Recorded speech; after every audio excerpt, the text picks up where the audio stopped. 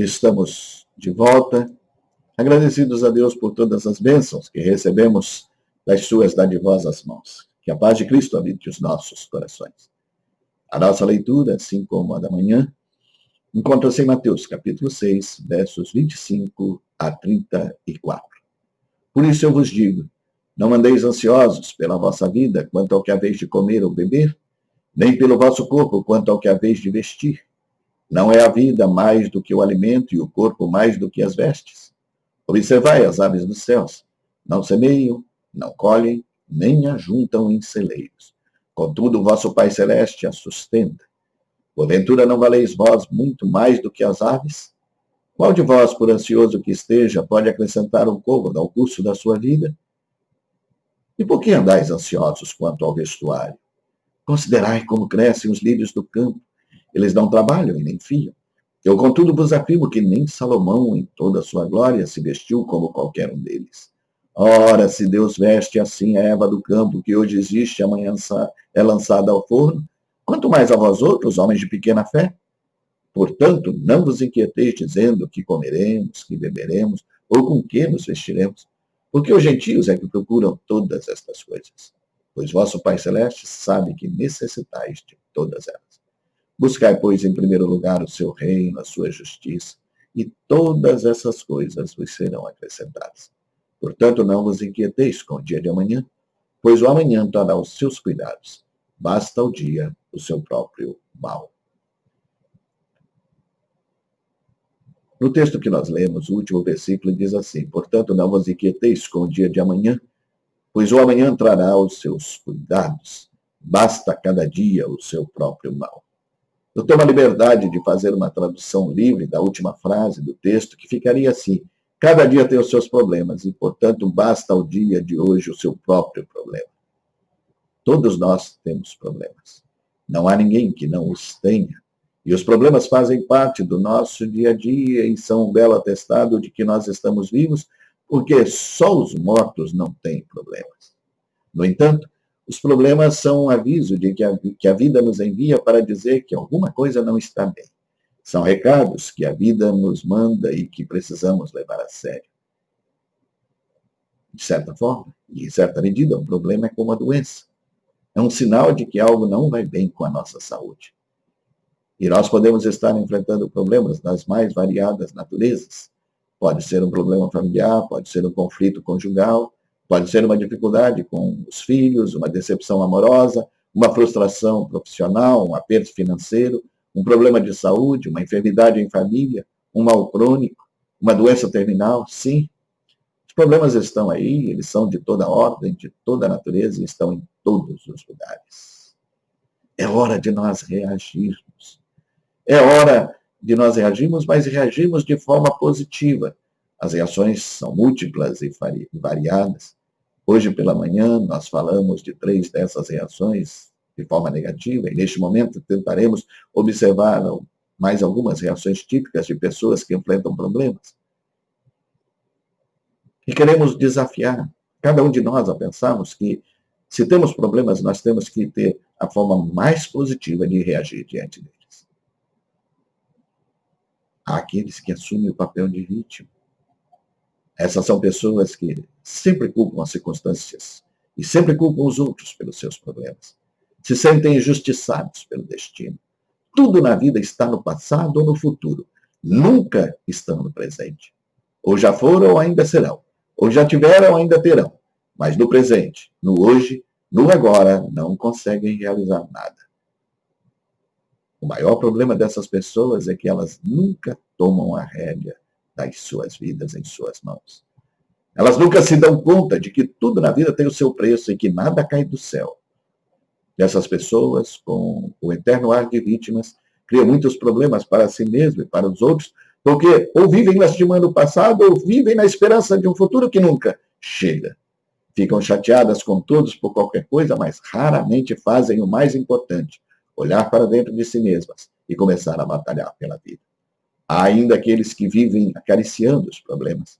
Adler, no seu livro de Introdução à Psicologia, conta uma história para ilustrar isso. Com o fim da Segunda Guerra Mundial, grandes contingentes de sobreviventes e prisioneiros de guerra tiveram de ser atendidas em situação de emergência. Foram colocados em enormes barracões, onde comiam e dormiam precariamente, numa medida que deveria ser provisória, até serem encaminhados de forma apropriada. Num desses barracões, quando todos estavam deitados para dormir em meio à escuridão, uma voz foi ouvida que repetia com insistência: eu estou com sede, eu estou com sede. Isso passou a incomodar todo mundo. Foi quando uma outra voz se fez ouvir: por que alguém não dá água para essa pessoa? Então, uma pessoa decidiu agir. Levantou-se, mesmo no escuro, providenciou água para o sedento, e podia-se ouvir o barulho da água bebida sofregamente. E depois disso, tudo voltou a ser um grande silêncio. Quando todos pensavam que agora poderiam dormir, a mesma voz se fez ouvir novamente: ai, como eu estava com sede! Ai, como eu estava com sede! Há pessoas assim, não sabem viver sem os problemas, não sabem viver sem as reclamações. Nenhum problema é maior que o delas e sentem uma necessidade compulsória de viver acariciando os próprios problemas. É como se perguntassem a cada dia: espelho, espelho meu, há problema maior do que o meu? Há também aqueles que vivem ruminando os problemas. Há um filme famoso sobre a Guerra da Secessão dos Estados Unidos, cujo título é Deuses e Generais. Há uma cena interessante em que o general Lee visita a bela casa de uma rica viúva do Kentucky e depois do almoço ela convida Lee para se dirigirem à ampla varanda que rodeava a casa. Dali, ela apontou para um pé de magnólia que antes fora imponente, mas que fora totalmente destruída pelo fogo da artilharia dos Yankees. A mulher começou a emocionar-se enquanto descrevia a antiga magnificência da árvore que por gerações dera sombra à sua casa, e ela esperava que o general Lee condenasse a ação das tropas do norte e se comovesse com a sua perda. Mas, de repente, o general Lee reagiu e disse: minha senhora, derrube o que restou daquela árvore e esqueça essa história. A gente assim só faz revolver o baú das amargas memórias. Vivem recordando as antigas frustrações, lambendo as velhas feridas, removendo as lembranças alimentadas por um sentimento mórbido. Alguém disse que para cultivar o desespero, basta remoer os seus problemas. E isso é verdade. Se você quiser cultivar desespero, esteja o tempo todo falando dos seus problemas, porque eles são muitos, assim como são muitos para todas as pessoas. Não se pode ignorar os problemas, mas também não se pode fixar neles doentiamente. Há um ditado indiano que diz: os problemas são despertadores que tentam acordar as pessoas para a vida. Aproveite para acordar logo antes que o próximo despertador faça ainda mais barulho. Observem bem, os problemas são despertadores que tentam acordar as pessoas para a vida. Aproveite, portanto, para acordar logo, antes que o próximo despertador faça mais barulho ainda que o primeiro. Mas, diante do que vimos até então, diante dessas maneiras mais comuns de reagir de forma inadequada e negativa diante dos problemas, nós somos desafiados a analisar se alguma delas faz parte do nosso repertório de conduta e decidir o que vamos fazer. Vamos continuar negando os nossos problemas?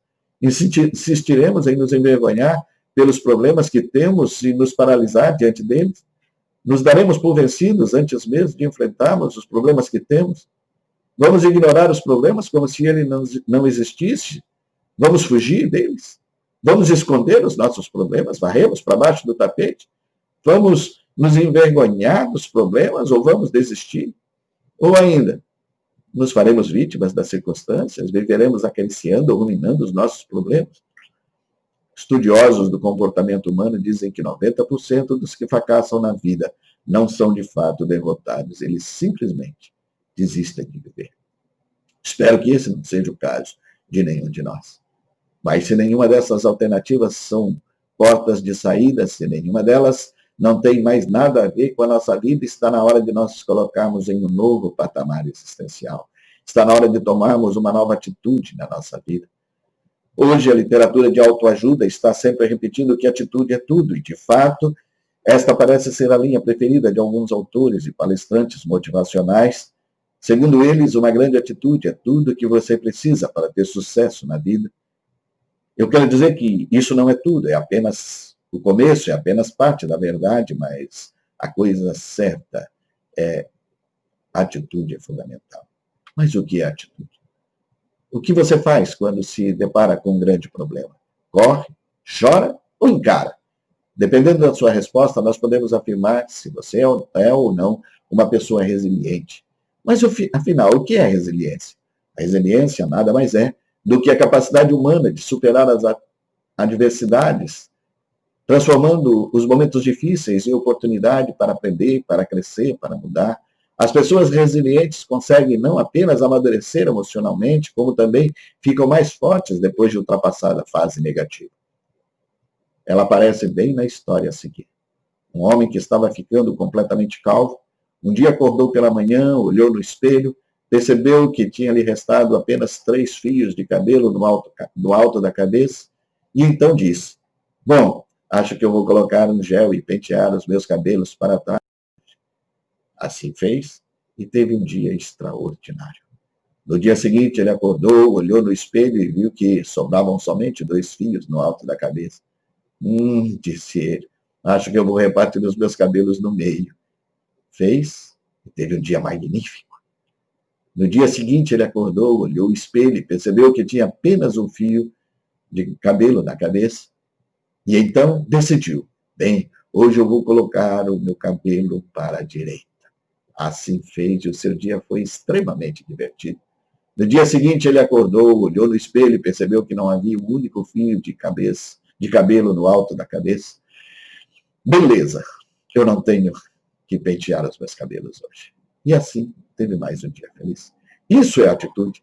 A grande diferença é se essa atitude é positiva ou negativa. Ele pode pintar, a atitude pode pintar tudo de cores claras e brilhantes, criando uma obra de arte, ou transformar tudo em algo escuro e sombrio e fazer com que você seja um derrotado. A atitude de uma pessoa tem uma profunda influência sobre o seu modo de encarar a vida. As pessoas mais felizes na vida não têm necessidade de tudo, mas elas procuram tirar o melhor proveito de tudo que têm. Essa pequena diferença chama-se atitude, mas nem todos assumem a atitude correta e adequada quando se defrontam com os problemas da vida. Não deixe nada para depois, não protele. Nós somos muito tendentes a pensar, amanhã eu resolvo, depois eu vejo isso, depois eu verifico tal situação. Essa é uma atitude muito comum na nossa vida, mas nós não paramos para pensar que muitas vezes nós fazemos isto, nós adiamos, nós procrastinamos, nós deixamos para depois as mudanças que sabemos que farão bem para nós se forem feitas de imediato. E por que passar mais um tempo com o problema que estamos enfrentando se ele pode ser resolvido de imediato? Talvez nós não nos demos conta, mas nós sejamos complacentes, medrosos demais, preguiçosos demais, orgulhosos demais, ou simplesmente nós somos obstinados. Talvez não tenhamos coragem ou não tenhamos fé. Não, nós não podemos fazer isso. Nós não podemos deixar para amanhã, nós não podemos deixar para depois, nós não podemos deixar para um dia desses. Nós temos que acabar com os problemas que temos assim que for possível. E precisamos também procurar dar um novo sentido à nossa vida.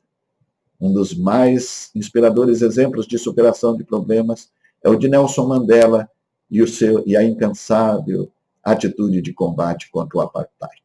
Durante quase toda a sua vida, ele lutou contra o intenso e perverso regime de segregação e discriminação racial na América do Sul, na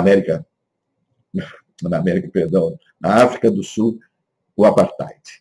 A sua força, seu desejo de ajudar as pessoas que sofriam com preconceito, não repercutiu apenas no continente africano, mas ele passou a ser um exemplo para o mundo todo.